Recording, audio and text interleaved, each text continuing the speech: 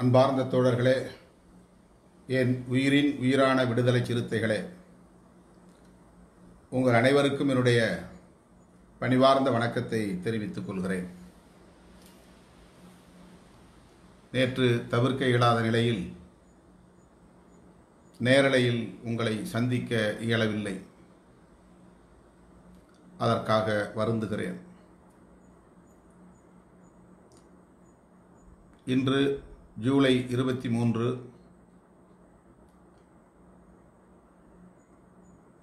தமிழகம் உறைந்து போகும் வகையில் நடந்தேறிய ஒரு கொடூரம் 20 ஆண்டுகளுக்கு முன்பு திருநெல்வேலி தாமிரபரணி நதியில் அரங்கேறியது. மாஞ்சோலை என்னும் இடத்தில் அது ஒரு தோட்டம், எஸ்டேட். அங்கே பணியாற்றிக் கொண்டிருக்கிற தொழிலாளர்கள் தங்களுடைய நீண்ட நாள் கோரிக்கைகளை நிறைவேற்ற வேண்டும் என்று வலியுறுத்தி தொடர் போராட்டங்களில் ஈடுபட்டு வந்தனர். பின்னர் திருநெல்வேலி மாவட்ட ஆட்சியர் அலுவலகத்தின் முன்னால் பேரணியாக திரண்டு வந்து கோரிக்கை மனு கொடுக்க காத்திருந்தனர். தலைமை தாங்கி வந்த தலைவர்கள், 10க்கும் மேற்பட்ட அமைப்புகளின் தலைவர்கள் மாவட்ட ஆட்சியரை சந்திக்க வேண்டும், அனைவரும் சந்திக்க வேண்டும் என்ற கோரிக்கையை முன்வைத்தார்கள். வழக்கம் போல காவல்துறை அடம் பிடித்தது, பிடிவாதம் செய்தது. குறிப்பிட்ட சில எண்ணிக்கை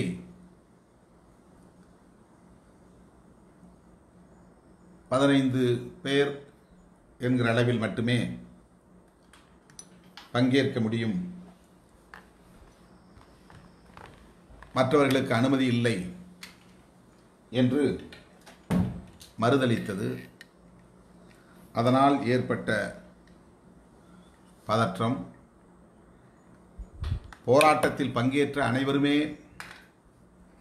மாவட்ட ஆட்சித்தலைவரை சந்திக்க வேண்டும், மனு கொடுக்க வேண்டும் என்று தலைவர்கள் கோரிக்கை விடுத்தார்கள். ஆனால் காவல்துறை மறுதளித்தது. அதனால் காவல்துறையினர் தடியடி நடத்தி 17 பேர் படுகொலை செய்யும் நிலைக்கு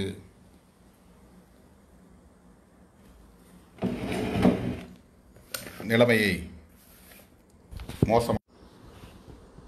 அதில் விக்னேஷ் என்கிற சிறுவன் உட்பட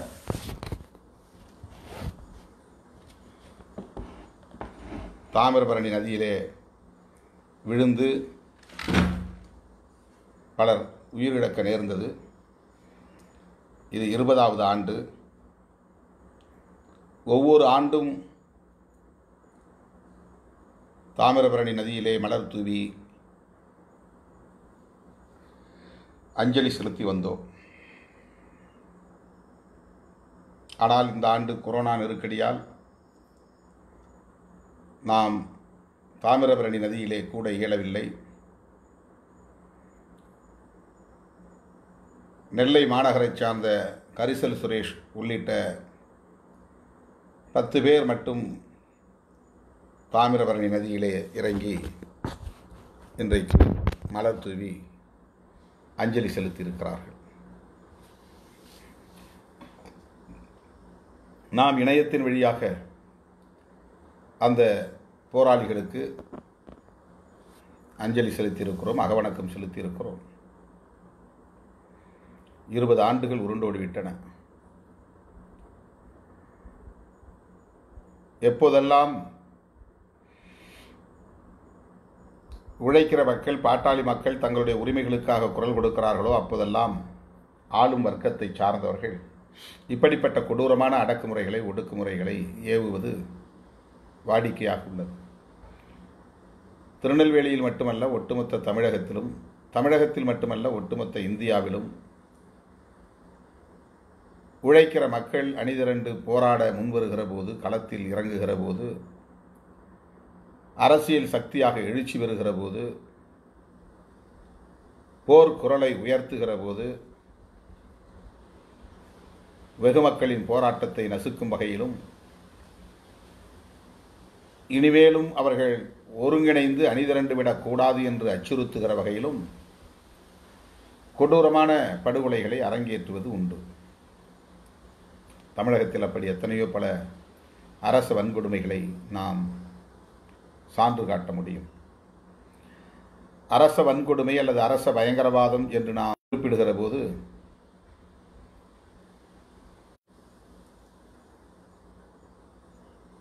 எந்த கட்சி ஆட்சி என்பதல்ல, யாருடைய ஆட்சி என்பதல்ல, அரசு என்பது ஒரு நிரந்தரமான அமைப்பு, நிலையான அமைப்பு. அதற்கென்று உள்ள ஒரு பண்புதான் பயங்கரவாதம் என்பது. பிஜேபி ஆண்டாலும் சரி, காங்கிரஸ் ஆண்டாலும் சரி, அதிமுக ஆண்டாலும் சரி, திமுக ஆண்டாலும் சரி, காவல்துறையின் பண்பு என்பது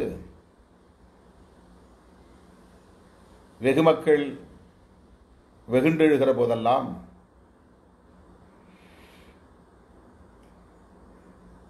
அவர்களுக்கு பாடம் புகட்ட வேண்டிய பொறுப்பு, அச்சுறுத்த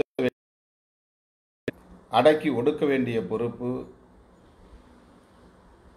காவல்துறையின் பொறுப்பாக மாறுகிறது.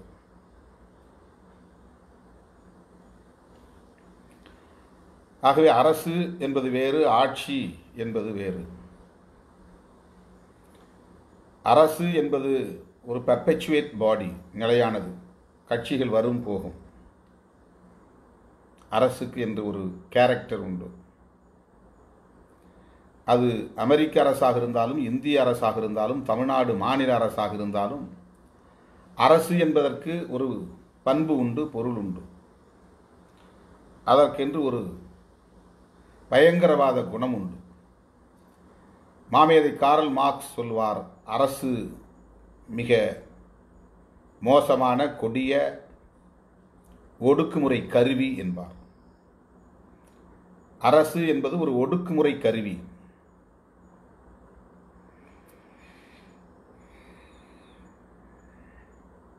அந்த அரசை கைப்பற்றுவதற்காகத்தான் கட்சிகள் போட்டியிடுகின்றன.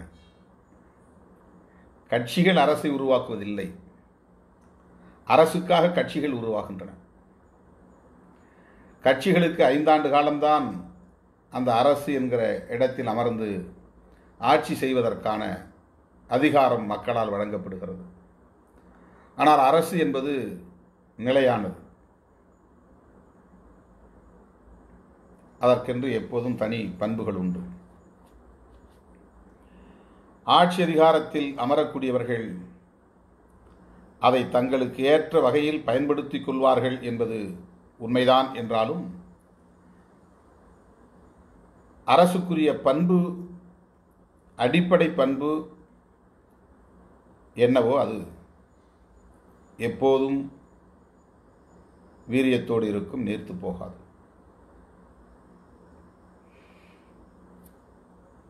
ஆகவே எந்த கட்சி ஆட்சிக்கு வந்தாலும் அரசின் பண்பு மாறாது. யார் ஆட்சிக்கு வந்தாலும் அரசு என்பது ஒடுக்குமுறை கருவியாகவே இருக்கும். எந்த கட்சி ஆட்சி அதிகாரத்தை கைப்பற்றினாலும் அரசு என்பது பயங்கரவாத தன்மை கொண்டதாகவே விளங்கும் என்பதை நாம் அடிப்படையில் புரிந்து கொள்ள வேண்டும். அரசுக்கென்று ஒரு பண்பு இருக்கிறது. அந்த அரசை கைப்பற்றி ஆட்சி நடத்தக்கூடியவர்களின் பண்பும் அரசின் பண்பும் இணைந்து இயங்கக்கூடிய வாய்ப்பும் உண்டு. ஆகவே அரச பயங்கரவாதம் என்பது எப்போதுமே அரசு என்கிற கட்டமைப்பை கேள்விக்குள்ளாக்குகிற போது, அரசு கேந்திரங்களை, காவல்துறை, வருவாய்த்துறை, மாவட்ட ஆட்சி நிர்வாகம், வேளாண் துறை, என்று என்னென்ன துறைகள் இருக்கின்றனவோ அவைதான் கேந்திரங்கள். அரசு கேந்திரங்களை கேள்விக்குள்ளாக்குகிற போது அரசு தன்னுடைய உண்மை முகத்தை வெளிப்படுத்தும், உண்மை குணத்தை வெளிப்படுத்தும், அடிப்படை பண்புகளை வெளிப்படுத்தும். காவல்துறையை யார் சீண்டினாலும் அவர்கள் மீது கொடூரமான அடக்குமுறையை ஏவும். அரசை சீண்டாத வரையில், காவல்துறையை சீண்டாத வரையில் இரண்டு சாதிகளுக்கு இடையிலே மோதல் நடக்கிறது, அல்லது மதங்களுக்கு இடையிலே மோதல் நடக்கின்றன, அல்லது கட்சிகளுக்கு இடையிலே மோதல்கள் நடக்கின்றன என்றால் அப்போது வலுத்தவர்கள் பக்கம் அரசு நிற்கும், பலவீனமானவர்களை எதிர்த்து ஒடுக்கும். அரசே ஒரு பார்ட்டியாக மாறுகிற போது, எந்த சாதியாக இருந்தாலும் எந்த மதமாக இருந்தாலும் அரசு ஒரு தரப்பு, மற்றவர்கள் ஒரு தரப்பு என்று மாறுகிற போது அரசு தனது இயல்பான பண்பை வெளிப்படுத்தும். தலித்துகள் மீது துப்பாக்கிச் சூடு நடத்துவது, சாதி இந்துக்களுக்கும் தலித்துகளுக்கும் இடையிலே மோதல் நடக்கிற போது பெரும்பாலும் தலித்துகளை தாக்குவது, தலித்துகளை சுடுவது, தலித் குடியிருப்புகளை சூறையாடுவது, தலித்துகளை வேட்டையாடுவது என்பது காவல்துறையின், அரசாங்கத்தின் பண்பாக இருக்கும். அதே சாதி இந்துக்களுக்கும் காவல்துறைக்கும் அல்லது தமிழக அரசுக்கும் இடையிலே அல்லது அரசுக்கும் இடையிலே மோதல் நிகழ்கிற போது சாதி இந்துக்களை எதிர்த்தரப்பாகத்தான் அரசு பார்க்கும். அதே கொடூரமான ஒடுக்குமுறையை ஏவும், தடியடி நடத்தும், துப்பாக்கிச் சூடு நடத்தும், குடியிருப்புகளை சூறையாடும், அனைத்தையும் செய்யும்.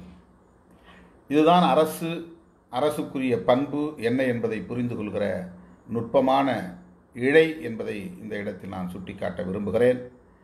எனவே தொழிலாளர் வர்க்கம் தங்களுடைய கூலி உயர்வுக்காக, இதர கோரிக்கைகளுக்காக பல்லாயிரக்கணக்கில் திரண்டு பேரணியாக அணிவகுத்து மாவட்ட ஆட்சியர் அலுவலகத்தின் எதிரே வந்து திரண்டு நின்று தமது கோரிக்கை முழக்கங்களை எழுப்பிய நிலையில் அந்த எஸ்டேட் முதலாளிகளை திருப்திப்படுத்துவதற்காக அன்றைய அரசு, மாவட்ட ஆட்சி நிர்வாகம், காவல்துறை நிர்வாகம் கூட்டு சேர்ந்து பேரணியில் பங்கேற்றவர்கள் மீது இந்த கொடூரமான தாக்குதலை நிகழ்த்தியது. தலைமை தாங்கி வந்த தலைவர்களுக்கும் தாக்குதல், அச்சுறுத்தல் நிகழ்ந்தது. எனவே மாஞ்சோலை தொழிலாளர்கள் மீது நடத்தப்பட்ட அந்த கொடூரமான தாக்குதல் என்பது அதிகாரிகளுக்கும் மக்களுக்கும் இடையிலே நடந்த மோதல் என்று கருதிவிடக்கூடாது. அது போராடும் மக்களுக்கு எதிரான அரச பயங்கரவாத ஒடுக்குமுறை என்பதை புரிந்து கொள்ள வேண்டும். ஸ்டேட் டெரரிசம், அரச பயங்கரவாதம். எல்லா வன்கொடுமைகளையும் விட கொடூரமானது அரச வன்கொடுமைதான். எல்லா பயங்கரவாதங்களையும் விட கொடூரமானது அரச பயங்கரவாதம் தான். எல்லா ஒடுக்குமுறை கருவிகளையும் விட அரசுதான் கொடூரமான ஒடுக்குமுறை கருவி.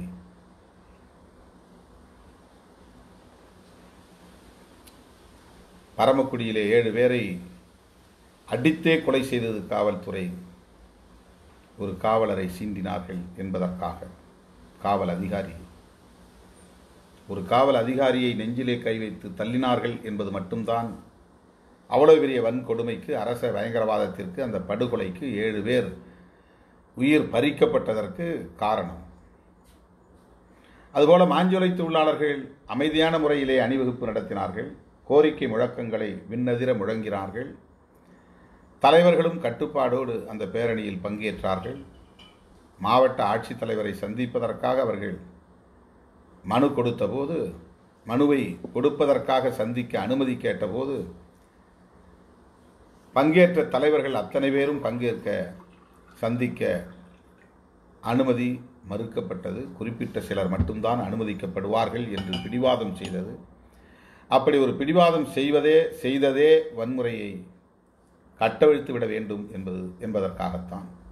அன்றைக்கு அவர்கள் சொன்ன நொண்டிச்சாக்கு, பேரணியில் கலந்து கொண்டவர்கள் பெண் காவலர்களை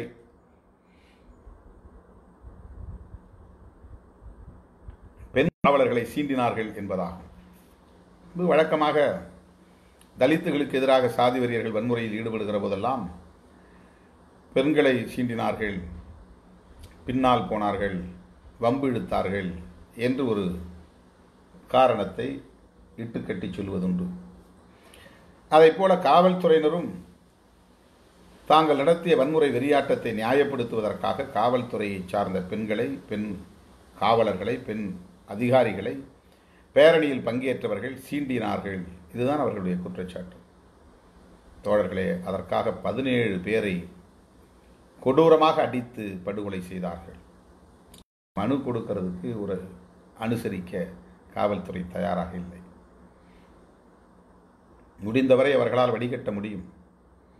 மாவட்ட ஆட்சியர் வளாகத்திற்கு உள்ளே நுழைகிற கேட், அங்கேயே ஒரு வடிகட்டுதல் நிகழும். அதன் பிறகு ஒரு வரவேற்பு அறை இருக்கிறது. வரவேற்பு அறையிலேயே கொஞ்சம் பேரை வடிகட்ட முடியும். அதன் பிறகு விசிட்டர்ஸ் ஹால் என்கிற பார்வையாளர் அறை இருக்கும். அங்கே கொஞ்சம் பேரை அமர வைத்து வடிகட்ட முடியும். அதிலிருந்து ஒரு சிலரை மட்டும்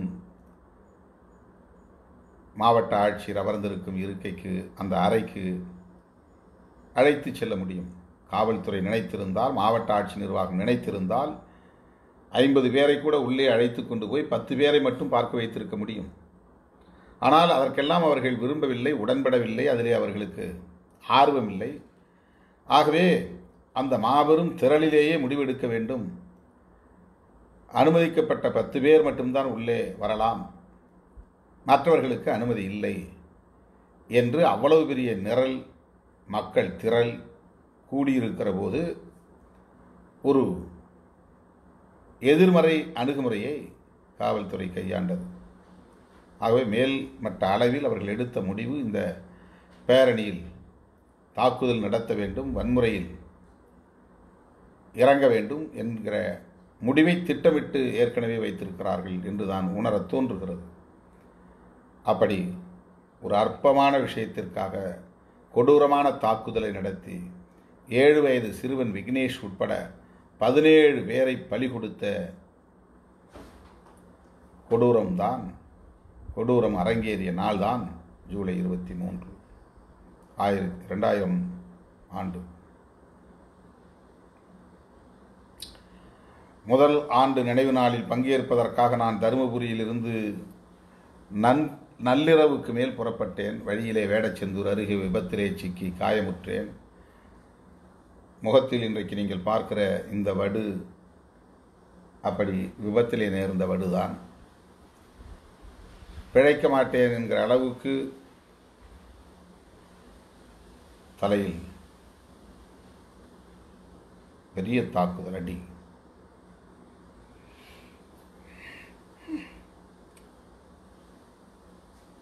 கண்களுக்கு அருகில் கண்ணாடி சிதறல்கள். நல்ல வேளை கண்களில் எந்த பாதிப்பும் ஏற்படவில்லை. ஏறத்தாழ 2 வார காலம் நான் மருத்துவமனையில் இருந்து பிறகு உடல்நலம் தேறி மீண்டு வந்தேன்.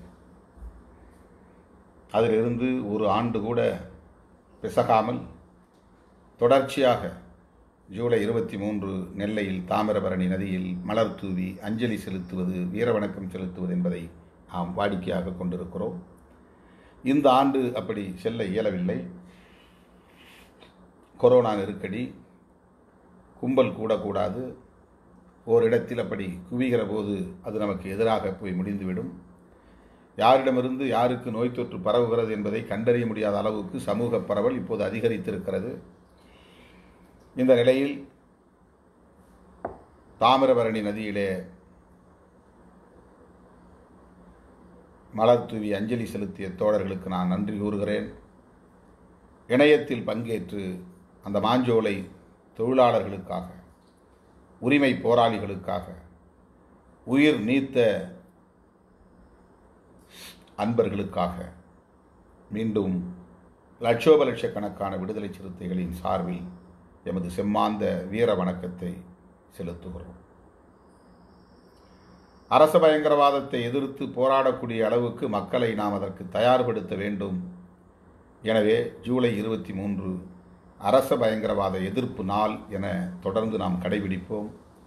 அரச பயங்கரவாதம் என்றால் என்ன என்பதை நாட்டு மக்களுக்கு அது குறித்த விழிப்புணர்வை ஏற்படுத்துவோம். அதை இந்த நாளில் ஒரு உறுதி ஏற்பாக அனைவரும் ஏற்போம் என்று தெரிவித்துக் கொள்கிறேன். தோழர்களே,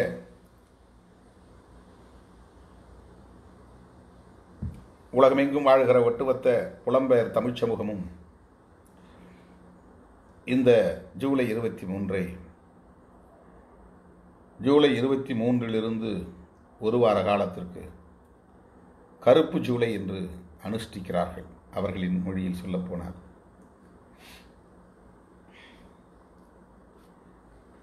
ஜூலை 23 என்ன நடந்தது? 1983 ஆண்டு ஜூலை 23 அன்று கொழும்பு நகரத்தில் கொடூரமான வன்முறை வெறியாட்டம் கட்டவிழ்த்து விடப்பட்டது. தமிழர்கள் எங்கெங்கே குடியிருக்கிறார்கள் என்பதையெல்லாம் முகவரி தேடி முன்கூட்டியே எடுத்து வைத்துக்கொண்டு ஆங்காங்கே தனித்தனி குழுக்களை அமைத்து தொடர் வன்முறை வெறியாட்டத்தில் தேடி தேடி போய் ஈடுபட்டனர் சிங்கள இனவெறியர்கள், சிங்கள காடையர்கள்.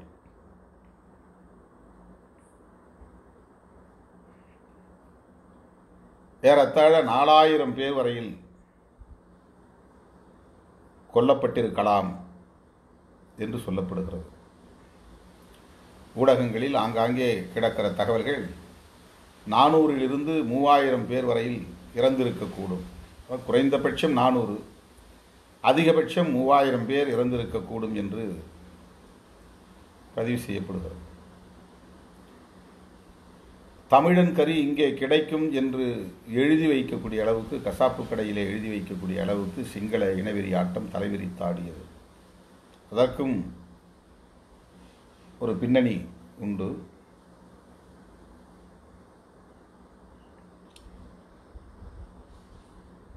அதற்கு முன்னதாக சிங்கள படையினரை, குறிப்பாக முன்னணி தளபதிகளை 14 பேரை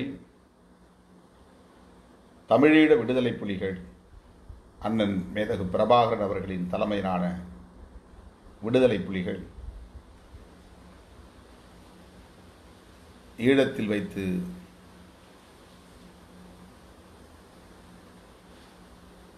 படுகொலை செய்தார்கள். தமிழினத்தை பூண்டோடு அழிக்க வேண்டும் என்று உறுதி எடுத்துக்கொண்டு வேட்டையாடிய சிங்கள படையினருக்கு பாடம் புகட்ட வேண்டும் என்கிற அடிப்படையில் கொரில்லா முறை தாக்குதலின்படி 1983 மரபு இராணுவம் என்பது கட்டமைக்கப்படவில்லை. அதாவது சீருடை அணிந்த புலிகள், தனித்தனியான அடையாளங்களை கொண்ட படைவரிசையினர் என்கிற அடிப்படையில் தமிழீழ விடுதலை புலிகளாக இருந்தாலும் வேறு அமைப்புகளாக இருந்தாலும் வலுப்பெறவில்லை. அப்போது அவர்கள் கொரில்லா முறையில்தான் தாக்குதலை நடத்தினார்கள். மக்களைப் போல உடை அணிந்திருப்பார்கள், சீருடை கிடையாது, மக்களோடு மக்களாக நடமாடுவார்கள்.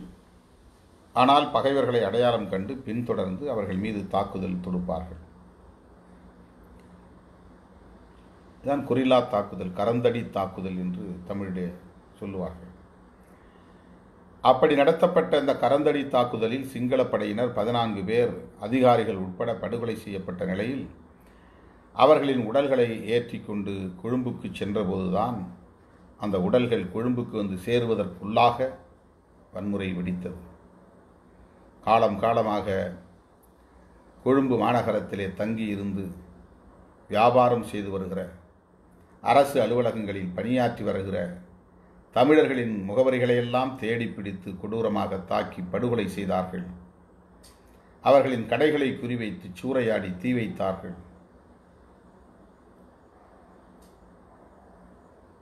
பல்லாயிரக்கணக்கானவர்கள் புலம்பெயரும் நிலை ஏற்பட்டது. அந்த வன்முறை வெறியாட்டத்திற்கு பிறகுதான் தமிழ் சொந்தங்கள் ஈழத்திலிருந்து வெளியேறி அயல் நாடுகளில் தஞ்சம் புகும் நிலை ஏற்பட்டது.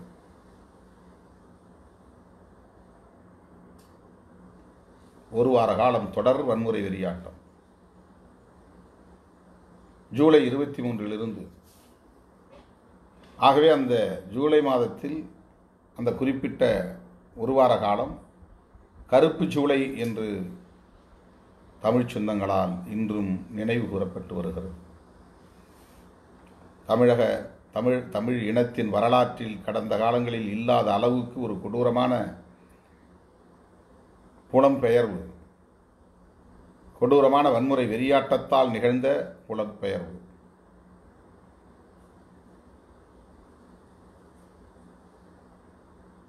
கருப்பு ஜூலை என்று இன்றைக்கும் நினைவு கூறப்படுகிறது.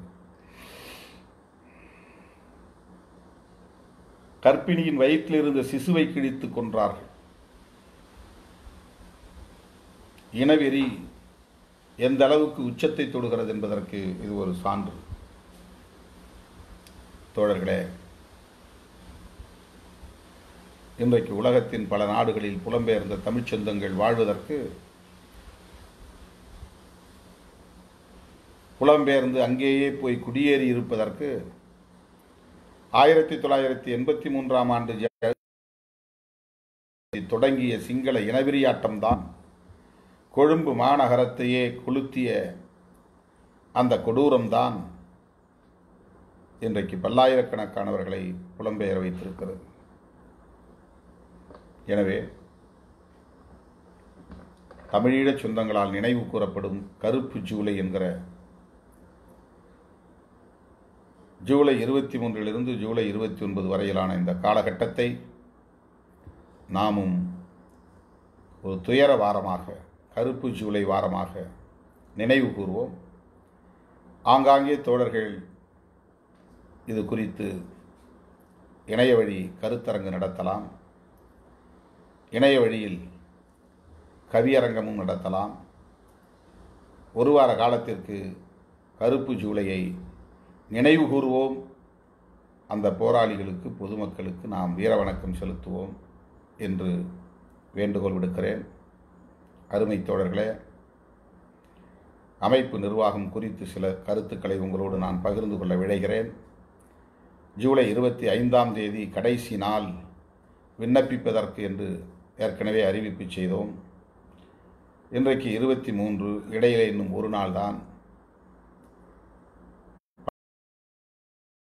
குறுந்தகவல்கள் SMS வந்து கொண்டிருக்கின்றன. ஜூலை 31 வரையில் ஒரு கால நீட்டிப்பு வழங்க வேண்டும் என்பது ஒரு பொதுவான வேண்டுகோளாக இருக்கிறது. பலருக்கு வங்கியிலே பணம் செலுத்த இயலவில்லை. ஆகவே கால அவகாசம் வேண்டும் என்ற கோரிக்கை வலுத்து இருக்கிறது. SMS மூலமாக தோழர்கள் அனுப்பிக்கொண்டே இருக்கிறார்கள்.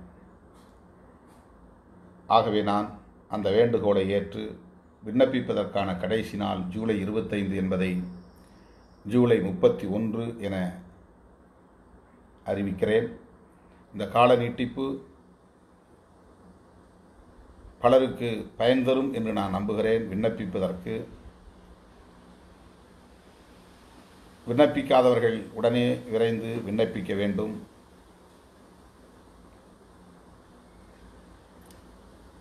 ஜூலை 31 கடைசி நாள் என்பதை மறுபடியும் அழுத்துகிறேன். ஜூலை 25க்கு பதிலாக ஜூலை 31 வரையில் விண்ணப்பிக்கலாம் என்பதை கட்சியின் முன்னணி பொறுப்பாளர்களுக்கு நான் தெரிவிக்க கடமைப்பட்டிருக்கிறேன். மேலும் இதுவரையில் விண்ணப்பித்தவர்களுக்கு அவரவர் தொலைபேசி எண்களுக்கு தங்களின் விண்ணப்பம் கிடைக்கப்பெற்றது என்கிற தகவல்கள் அனுப்பப்பட்டு வருகின்றன. இன்றைக்கே 99% மேலானவர்களுக்கு SMS கிடைத்திருக்கும் என்று நான் நம்புகிறேன். யாருக்கு விண்ணப்பித்தும் தகவல் வந்து சேரவில்லையோ அவர்கள் உடனடியாக தலைமையை தொடர்பு கொள்ளலாம். நான் இந்த மாவட்டத்தை சார்ந்தவன், இந்த பொறுப்புக்காக விண்ணப்பம்,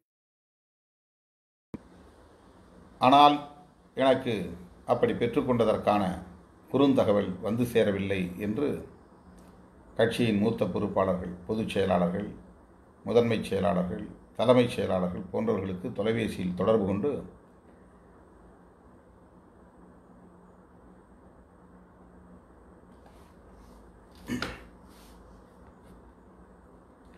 உரிய வழிகாட்டுதலை தர வேண்டும். அந்த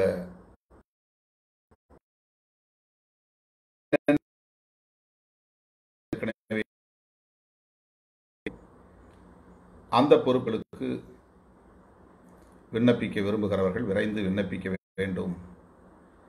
மீண்டும் சொல்லுகிறேன், ஜூலை 31 வரையில் விண்ணப்பிப்பதற்கான கால அவகாசம் வழங்கப்படுகிறது. மறுபடியும் சொல்லுகிறேன், SMS வராதவர்கள் தலைமை பொறுப்பாளர்களை தொடர்பு கொண்டு தங்களுக்கு குறுந்தகவல் கிட்டவில்லை என்கிற தகவலை தெரிவிக்க வேண்டும். அப்போதுதான் தொடர்பு கொண்டு எந்த தேதியில் விண்ணப்பித்தீர்கள் என்பதை கண்டறிந்து உறுதிப்படுத்த முடியும். இல்லை என்றால் மறுபடியும் நீங்கள் விண்ணப்பிக்க வேண்டும் என்பதற்கான வழிகாட்டுதலை தர முடியும்.